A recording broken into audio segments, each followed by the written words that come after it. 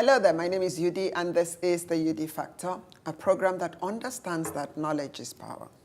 And therefore, week after week, we discuss issues and empower you with information to enable you make informed choices, especially when you factor in something you heard on the Yudi Factor into your situation. Today, we're going to be talking about diabetes. Yes, type 1, type 2, but we're going to be talking about diabetes.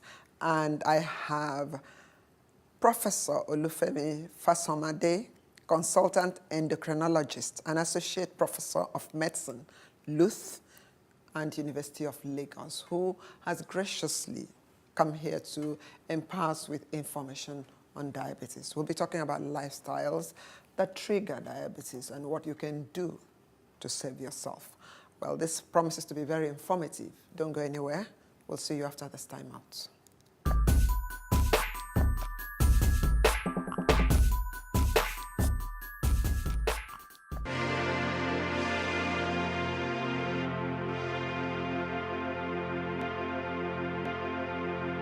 You're welcome back. Prof, thank you very much for coming to empower us with information. Thank you for having me on. Yes. We're going to be talking about diabetes today, type 1, type 2, and it's on the increase. So what is diabetes and what lifestyles trigger it? What are the earliest warning signs? Double-barreled question. You can start from any point. Okay. Diabetes mellitus, which is a full name, talks about the passage of plenty of sugary urine.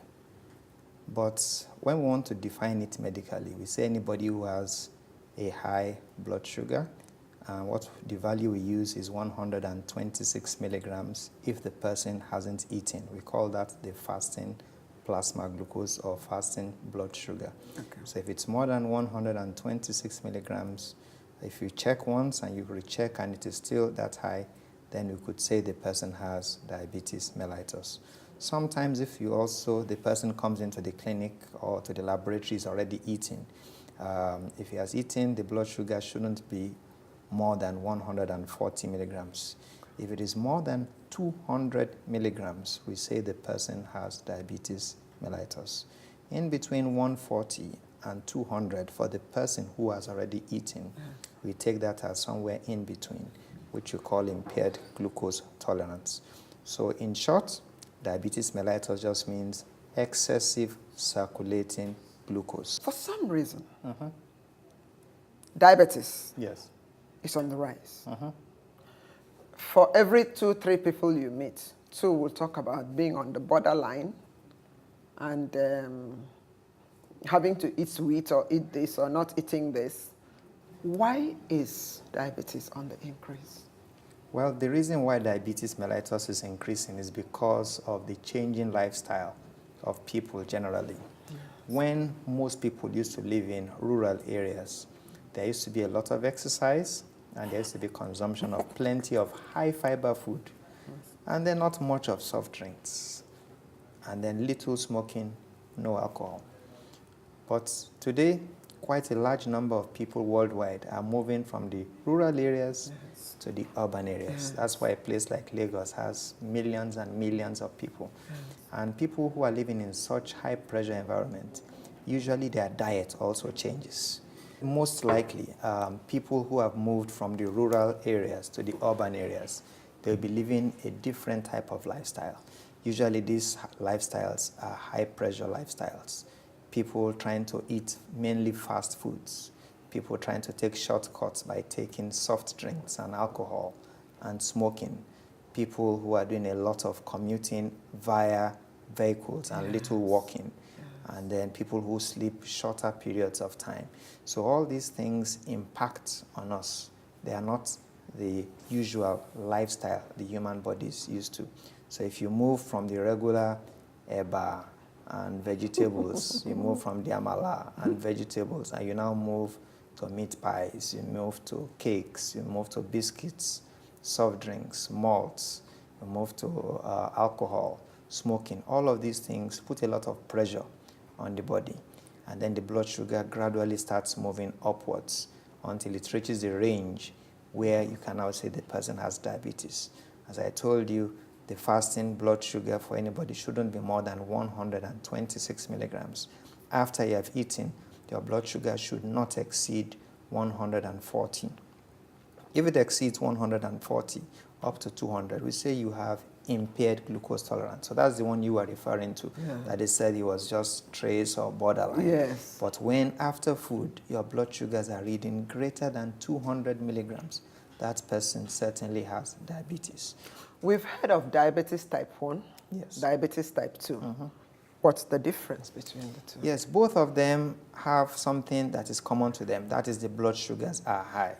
But the people who have type 1 diabetes, these people are not able to survive without taking insulin.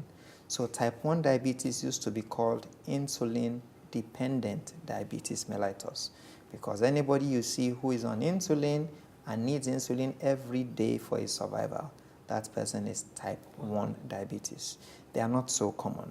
They are less than 5% of the total number of people who have diabetes. Okay. However, the type 2 diabetes mellitus, these are the ones probably you would have met. Which is very common. Very common. I keep hearing type Yes, 2 diabetes. that's about 95% of the Wow. population of people who have diabetes. Yes. And in Nigeria, we believe that there will be somewhere between 4 to 5 million people who have diabetes, most of them being type 2. Yes. In type 2 diabetes, some of the people are able to manage either by just diet and exercise. They don't need any medication. The doctor tells them you're diabetic, places them on a diet, they start to exercise, they change their lifestyle, the blood sugars come back to normal. That is the best of all of them. However, there are some people that need some tablets to assist the body to bring down the blood sugar. Some people need one type, some people need 2 types, some people need as many as 3 different types of medication to keep the blood sugar in control. Some people need insulin also, but the difference, as I told you, between type 2 diabetes and type 1 is that the person with type 2 sometimes may just need insulin for a few weeks or a few months, or he may be able to manage some days actually without taking insulin.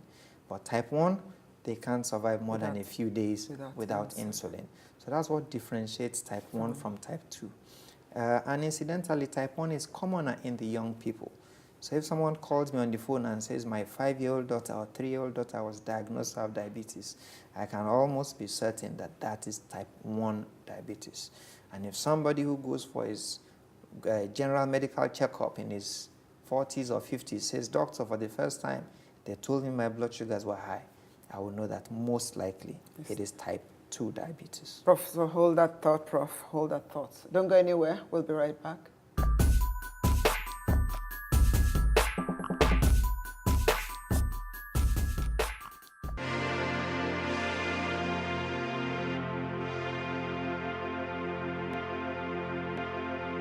You're welcome back. If you're just joining us, we are talking about diabetes, and Prof just differentiated the type 1 from type 2, and at least now we know the different types. Prof, so many times we hear people talk about waistline measurements having effects of whether you have diabetes.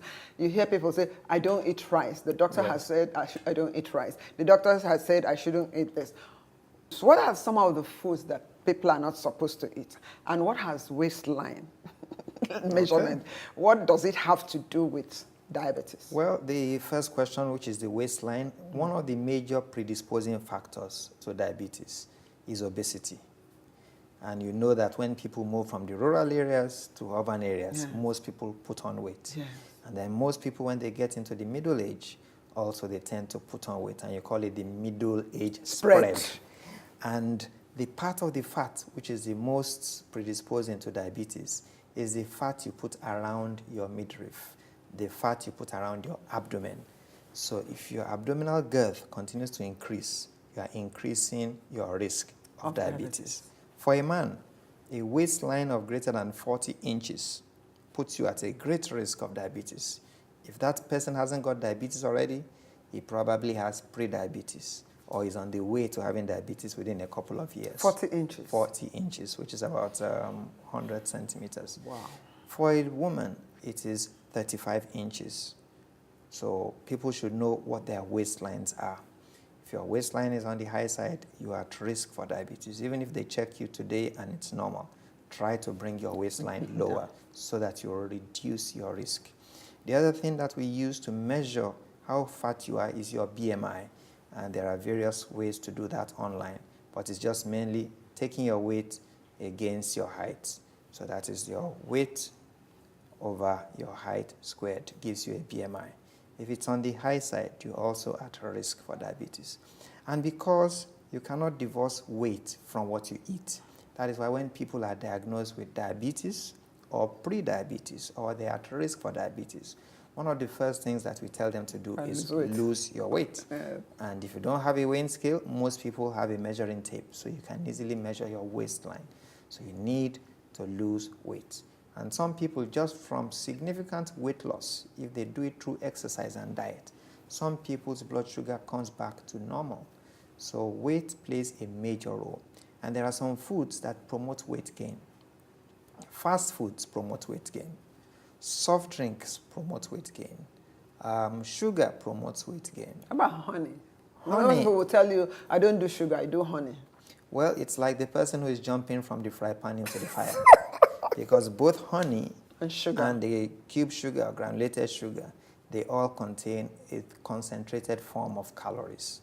The only advantage honey has over the sugar is that there are some vitamins along with it. So usually I tell people, watch what you eat. If you are taking too much sugar, especially if you are approaching middle age, you are pushing yourself to have a higher weight, a higher waistline, and a higher risk for diabetes. Then the question you asked about rice. Yes. The reason why some people are told not to take rice is because most of the rice we see in restaurants, most of the rice people buy in the market, they are polished rice. They don't have much fiber inside them. But brown rice? But brown rice, or our local or fada rice, Abakaliki rice, those rice that children call dirty rice or smelly rice. Those are the fiber. Those ones have high fiber. So a person who has diabetes can move to those rice. And the good thing is that nowadays, whether it's ofada or Abakaliki rice, they are becoming more fashionable. That's true. In the past, they used to be the food of poor men. But thank God, people are now turning back to those types of food. How about wheat? You hear some of them say we don't do pounded yam, we do wheat. Yes, again, that is due to ignorance. People feel that leave eba alone, leave amala, leave pounded yam, let's move to wheat. Yes. But all of them are in the same category. They all contain high starch content, but different amounts of fiber are in each of them. So there's nothing really bad in taking whole wheat or in taking eba or taking amala. Sometimes what is wrong is the quantity that people take. Some people take 4, 5, 6 wraps, and then they'll top it up with beer or malt. They are loading themselves with so much calories. And those people may just be sitting down from morning to night, doing nothing. Sedentary lifestyle. Sedentary lifestyle. So what they are doing is they are putting in calories in and nothing is going out, which is the difference between the rural lifestyle and the city lifestyle. The man who can finish a massive bowl of eba in the village may be very slim. Why? Because the man is going to walk 8 miles. Farm. Yes, to in his farm. Yes, he's going to do a lot of physical activity. And he's not going to take any soft drinks. He's going to drink water. So those are the things that we need to look at. So we don't tell people, stop taking eba, stop taking amala, stop taking this. Have a balanced diet which contains adequate carbohydrates, adequate fats, adequate protein, and sufficient fiber, which is found in vegetables, found in nuts, found in cereals.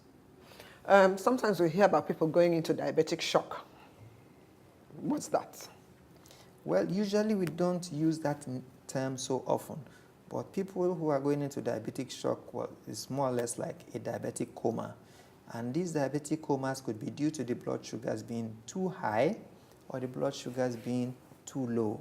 So if a person is on treatment, you can over-treat yourself if the dosage is too much, and your blood sugar will go so low and the person goes unconscious. On the other hand, a person who is on medications and stops the medications, either he's too busy or he has forgotten or he traveled without his meds, he too can be found in his hotel room unconscious. So these are different types of diabetic coma which the emergency doctor will know how to treat. If it is due to a very low blood sugar, they will give the person, if he's still a little conscious, they could give him some glucose to drink or some soft drink to drink. If it is due to a very high blood sugar, they admit such people, put them on medication to bring down the blood sugar, and they recover. So these conditions need not kill anybody if the person has adequate medical knowledge and the person also gets to the hospital on time. Just answer because I wanted to ask, I said, can it lead to death? Yes, it can. It can. It can. It can.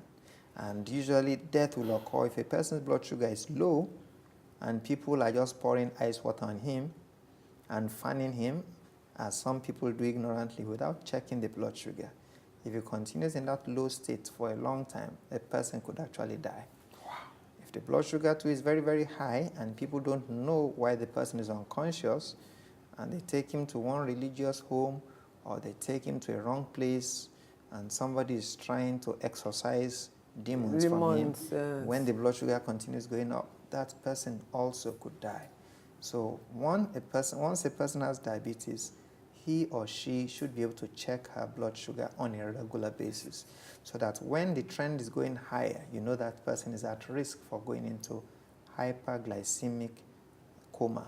And when the blood sugar is going lower, the person sees a trend that he might go into hypoglycemic coma. The hypoglycemic coma is low blood sugar. Hyperglycemic coma is high blood sugar. Hold the thought, Prof. Hold the Thank thought. you. Don't go anywhere. We'll be right back.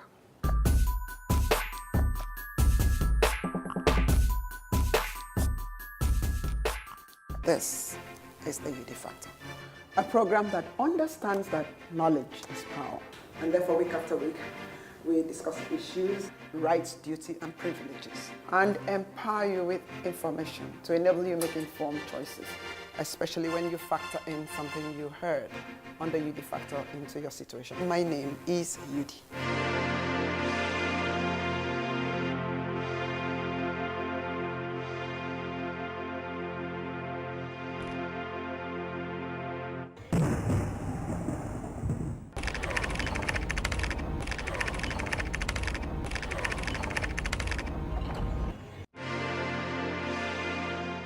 You're welcome back. If you're just joining us, Professor Olufemi Fasomade, consultant endocrinologist and associate professor of medicine, LUTH, University of Lagos, is talking to us and empowering us with information on diabetes, type 1, type 2.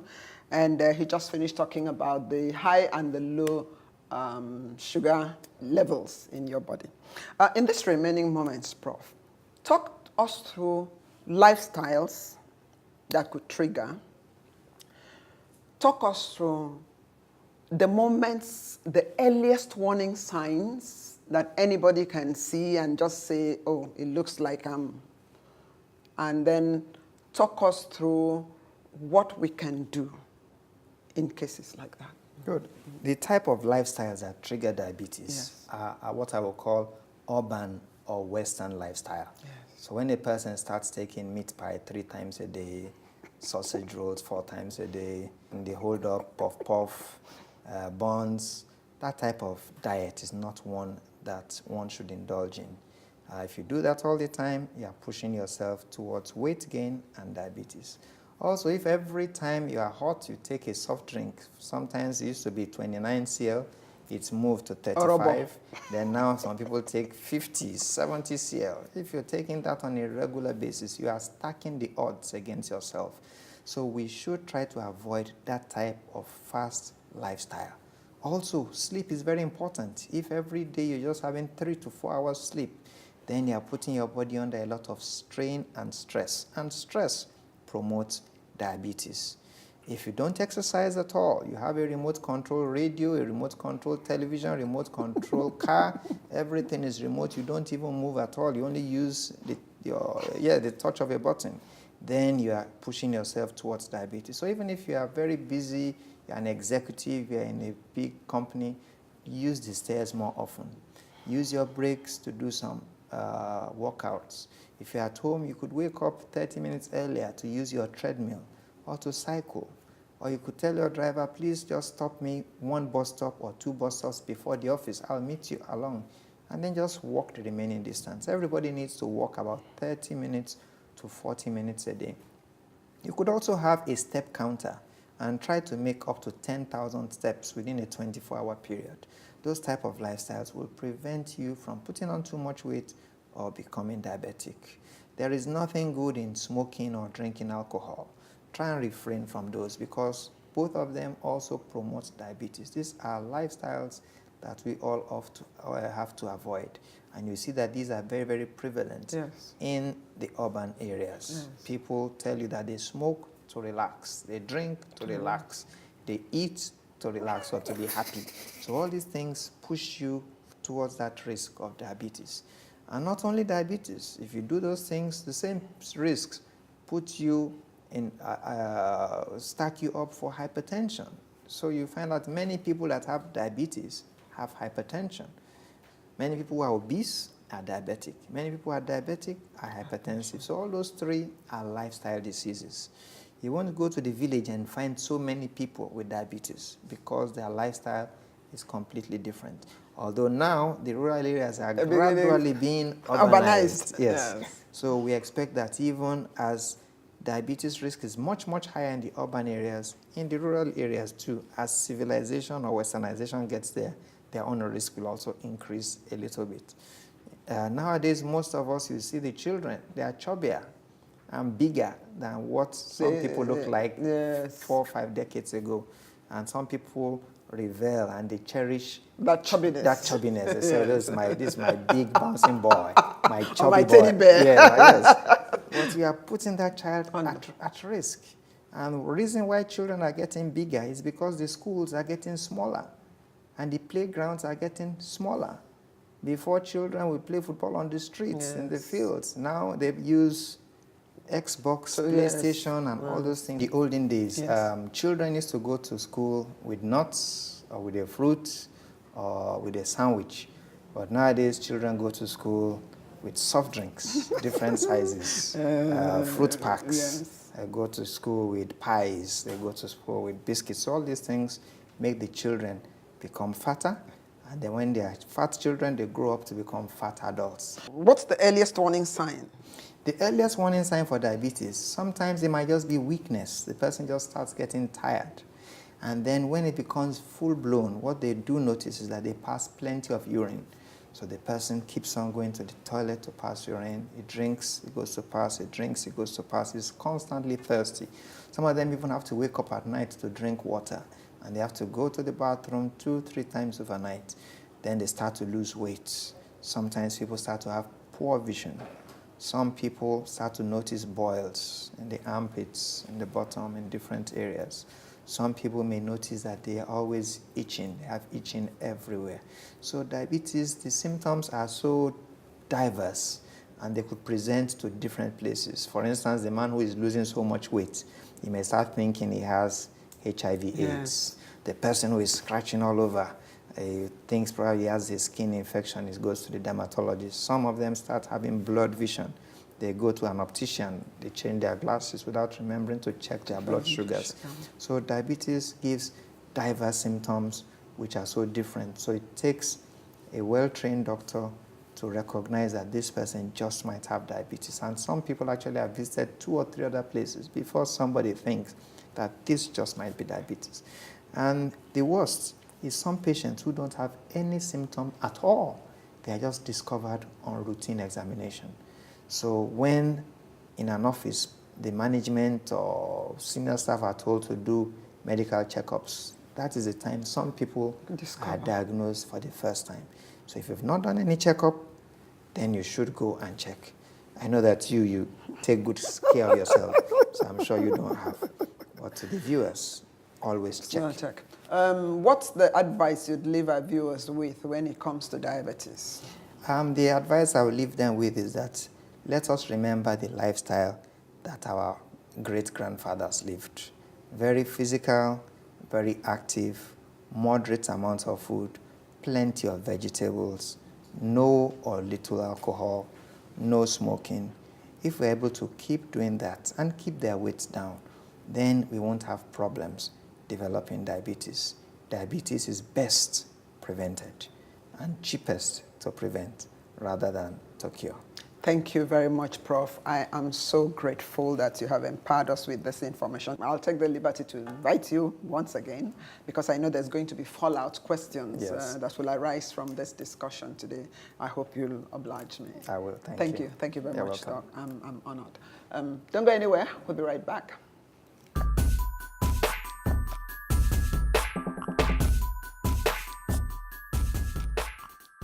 Diabetes can be prevented. Exercise, lifestyles, which the doctor has enumerated. Well, there are certain things you really don't need. There's nothing in life, I tell people, that is necessary. You don't have to eat what you don't need to eat, especially when you know that it's going to affect you adversely. So take care of your health, because we look forward to a better Nigeria. And we hope to enjoy that Nigeria in good health. And God bless you. That is my factor. Goodbye. God bless. And see you again next week.